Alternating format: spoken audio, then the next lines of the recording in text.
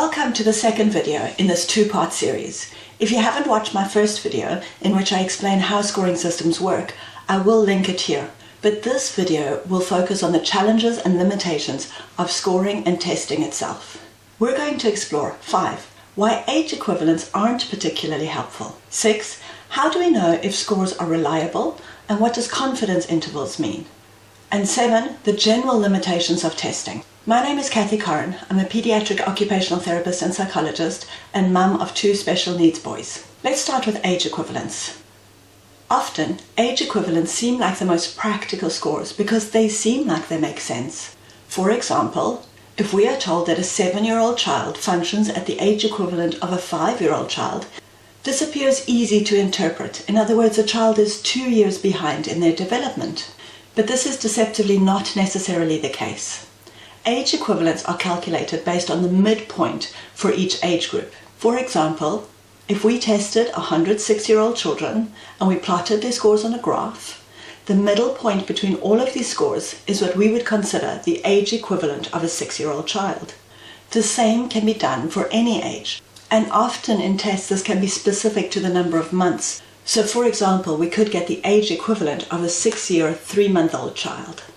Let's take, as an example, the fine motor precision subtest of the Brunick-Otarski test of motor proficiency, which is called the BOT2. This test looks at a child's ability to draw within the lines, cut on the lines, fold paper on a line, and so on. Imagine we do this test on a 13-year-old child, and this child scores 39 points for this test. The midpoint for 13-year-old children is 40 points, and the midpoint for 11-year-old children is 39 points. So this would give this child an age equivalent of 11 years old. So this could imply that the child is 2 years delayed in their fine motor skills. If we use the standard scores as described in the previous video, we will see that a score of 39 gives a 13-year-old child a percentile score of 42. This is actually well within the average for 13-year-old children. In other words, there are many 13-year-old children who would get a score of 39. So this score is actually perfectly acceptable for a 13-year-old child. So we do need to take age equivalents with a pinch of salt. Without knowing how much growth or variability there is in a particular skill or a particular test, we don't know whether that score is within the expected range or not. So even though age equivalents seem easy to understand, I really would encourage you not to put too much emphasis or concern on age equivalent scores that you see in any test. Now, how reliable is any test score?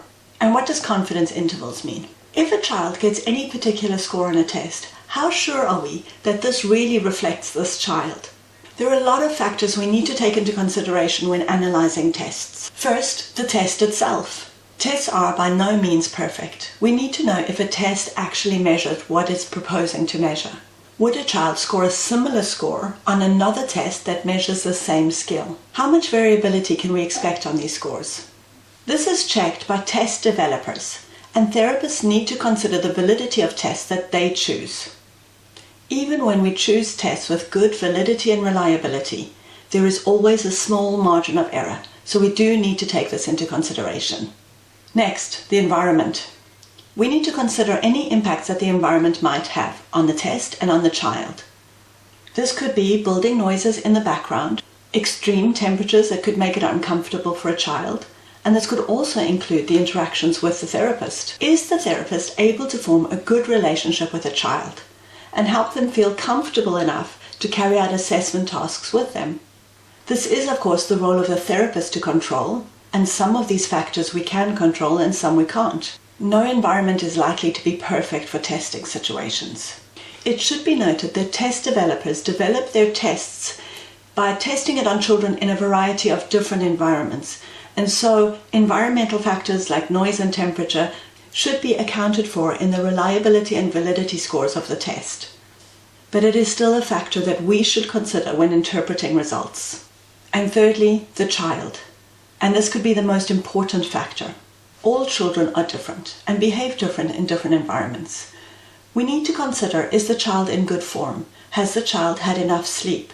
Is the child prone to anxiety, especially in testing or in time situations? Does the child struggle with their attention? All of these factors can affect a test score. And so we need to be aware of these factors when interpreting test results. So, because there are several factors that could affect a child's score on any test, we would be inaccurate to rely too heavily on one score and consider this to be the be-all and end-all of decision-making. One useful tool that we can use to take account of this variability is confidence intervals. Confidence intervals are developed by test developers to take into consideration the different scores that can be scored by children in different environments when they develop their tests. This is usually quoted as 90% confidence interval or 95% confidence interval. Let's take the example we used above. The confidence interval for this 13-year-old child in that particular subtest ranges from 36 to 41. So we can assume that this child, on any other day, in any other testing situation, would get a score that would fall between 36 and 41.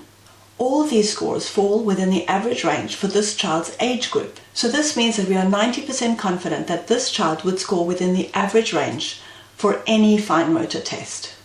Other limitations of testing. We often rely heavily on assessments and assessment scores for decision making for a particular child. This can include whether these are therapeutic related tests like psychology, occupational therapy and speech and language therapy, or whether these are school-based tests. But these tests only test a very limited number of things. There is a wide number of areas that we don't have and probably don't need tests for. For example, emotional intelligence, musical ability, creativity, and so on. Children and people in general are made up of much more than just cognitive ability or academic performance, and it's very important that we remember that. On top of that, we have a huge number of tests that we can carry out on any child, but testing unnecessarily is not recommended. Not only is this time-consuming and often heavy on someone's pocket, but it also doesn't necessarily have a value for that child. Why test someone on something that we know they have no challenge with? So when designing an assessment for a child, we tend to choose tests that will explore the areas in which a child has difficulty in. As a result, an assessment report can be easily skewed to look like a child only has areas of difficulty or mostly has areas of difficulty. But this is only because these are the areas we need to explore in order to determine what supports a child needs. Children are typically made up of much more than these areas of challenge. So assessment reports need to be considered for what they are, an exploration of a child's challenges or needs in order to provide them with the support, intervention, or other accommodation to allow them to thrive and for their true gifts and talents to shine. I know that was a lot of information, but I really hope that this video helps you to understand what therapeutic scores are, what they mean for any child, and that they have a value but are also intrinsically flawed in that they tend to focus only on a child's areas of needs or challenge. Each person is made up of much more than their areas of needs or challenge. If you found this video helpful, please like it so that YouTube will recommend it to others. You can also support my work by subscribing to my channel and clicking on the bell button if you want to find out about upcoming videos I have. Wishing you a wonderful therapeutic journey. In the meantime, hang in there and keep moving forward. Bye!